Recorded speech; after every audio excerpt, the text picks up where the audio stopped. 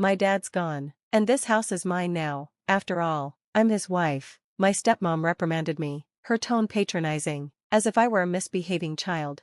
The funeral had just concluded, and I felt as though a storm had settled in my chest. Anger bubbled up inside me, and I shot back. This was my childhood home. You should leave, take your affairs with younger men and get out. You don't deserve to be called his wife.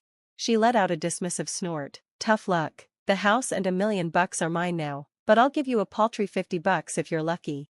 I couldn't help but laugh, much to her annoyance. Before I revealed a document, her face drained of color. Can you read this? I asked, smirking. She stammered, her voice faltering. No, this can't be real, right? I'm Kelly, 29 years old, a homemaker with a part-time job. My dad was a well-respected lawyer, known in his field. He built his own firm and worked tirelessly alongside a few colleagues. I don't remember much of my mom, who passed when I was young. Dad was often caught up with work, so my grandmother raised me, but I never felt like I missed out on anything. Grandma was always there with love and support. High school was easy for me, but things shifted when I entered university. A new woman entered our lives, disturbing the balance. It had always been just Dad and me. From now on, this lady is your mom. I hope you two can get along, Dad announced out of the blue. She was decked out in high-end designer clothes, looking like someone straight out of a fashion magazine.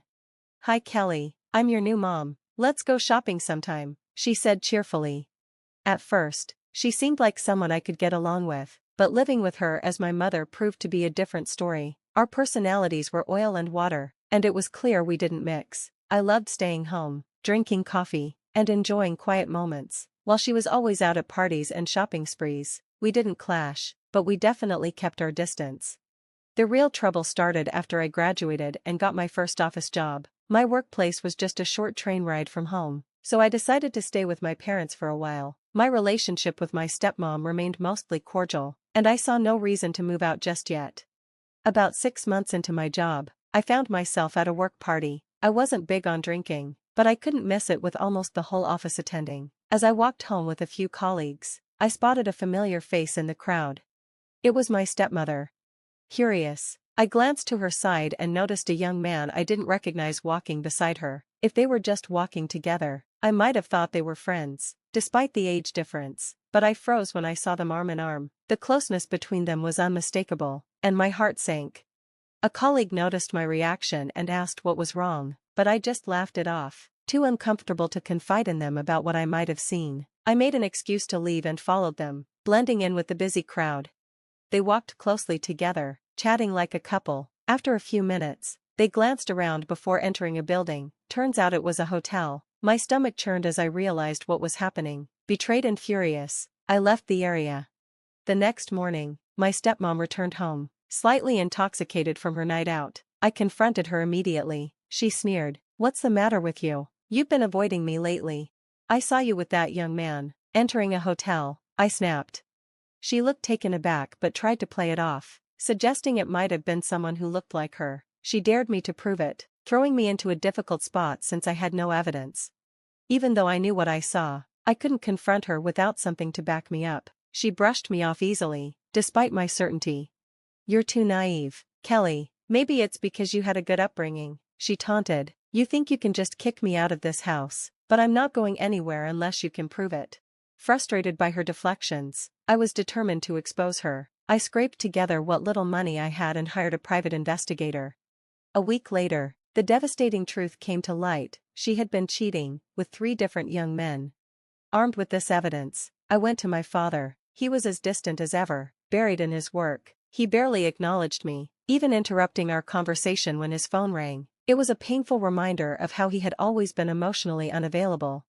Feeling abandoned, I decided to leave. It was hard to step away, but living on my own, away from the indifference of my father and the recklessness of my stepmother, brought a sense of freedom. The transition was chaotic, but ultimately, it felt like the right choice.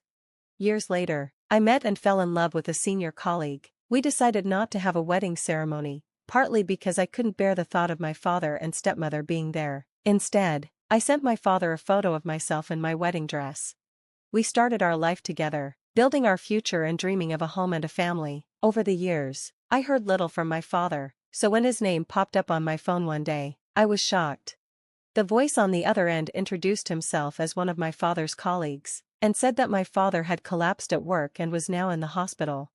I rushed to the hospital, my heart racing. When I arrived, a man in a suit met me and guided me to my father's room. He lay still and pale in the hospital bed, tangled in tubes and surrounded by the hum of machines. One of his longtime colleagues met me there, explaining they hadn't been able to reach my stepmother. Apparently, my father had tried calling her too, without success. After a few more failed attempts on their end, I reluctantly took out my phone and dialed her number myself. She ignored my calls at first. Nearly half an hour passed before she finally returned one, irritation laced in her voice, as if I was bothering her. I quickly told her about my father's condition and asked when she could come. She sighed dramatically and casually said she was too busy to deal with it, leaving everything to me. Before I could even respond, she hung up. I tried calling again, but her phone had already been turned off. Despite her past indifference, I'd held on to a faint hope that she'd show up for my father in his time of need, but she didn't. Not once. While he lay unconscious in the hospital, she didn't bother to call or visit, not even out of basic human decency. So I handled everything myself: hospital admissions, daily visits, endless forms. I used up my paid leave and showed up every day, hoping to see him open his eyes again. We hadn't been close in years, but he was still my father. Sadly, he never regained consciousness. He passed away quietly, leaving me with a mountain of responsibilities. I arranged the funeral, informed his coworkers and clients, and managed all the legal matters. His colleagues were supportive, helping me contact important people in his network. But my stepmother? She was a no-show until the day of the funeral. When she finally appeared, she wept dramatically at his coffin, tears that felt completely fake. Seeing her pretend to mourn after doing nothing during his final days lit a fire in me. I grabbed her arm, pulled her outside, and unleashed everything I'd held in for years. I told her to get out of my life and never come near me again. Her crying stopped instantly, and she shot back a sarcastic comment about me being a drama queen before walking off with a smug smirk and a vague threat. 2 weeks after the funeral, I went back to my childhood home. It was the first time I'd returned in years. My goal was to begin sorting through my father's personal belongings, his clothes, his books, the little things that made the house feel like his. I'd already moved his legal documents elsewhere, but the rest still sat untouched. I doubted my stepmother had any interest in them. I was about an hour into organizing when she barged into the living room like she owned the place, throwing around accusations and speaking to me like a misbehaving teenager. But I wasn't the same girl she used to walk all over. I stood my ground. She puffed up and claimed the house and my father's $1 million estate belonged to her. Then she sneered and offered me $50. I couldn't help but laugh. Her arrogance was truly something else.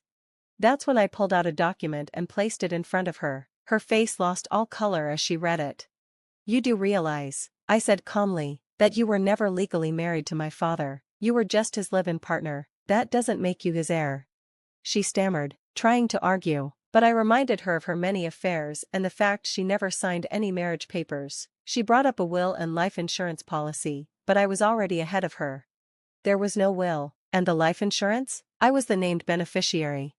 Even without being a legal expert, I knew she had no ground to stand on. Common law status was hard enough to prove, but nearly impossible for someone with multiple affairs and no documentation. As she stood there fuming, I made one thing clear: either she left on her own, or I'd call the police. She chose to leave, packing her bags in a hurry.